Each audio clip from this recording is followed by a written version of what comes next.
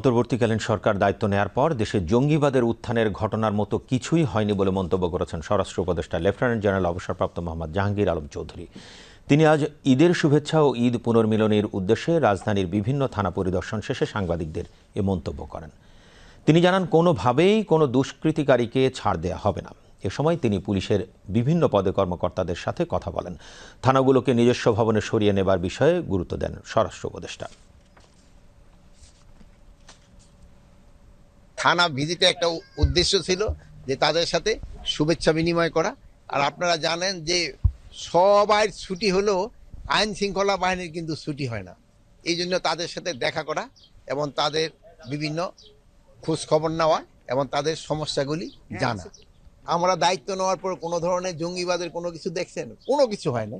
এবং আল্লাহ দিলে আপনারা যদি সবাই সহযোগিতা করেন, জনগণ সাথে নিয়ে আমরা যদি কোনো ধরনের কোনো সমস্যা হয়, আমরা সবাই একসাথে মিলে সমাধান করব। 5ই অগাস্টের পরে কিছুদিন তো সরকারই ছিল না।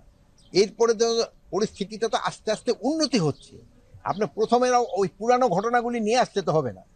এগুলি আস্তে আস্তে উন্নতি হচ্ছে, আরো উন্নতি হবে। এখন ধরেন যে আমরা বলবো যে আইন শৃঙ্খলা পরিস্থিতি মোটামুটি স্যাটিসফ্যাক্টরি, বাট এটা আরো উন্নতির অনেক অবকাশ রয়ে গেছে। এটা আস্তে আস্তে আরো ভালো দিকে নিয়ে যেতে হবে।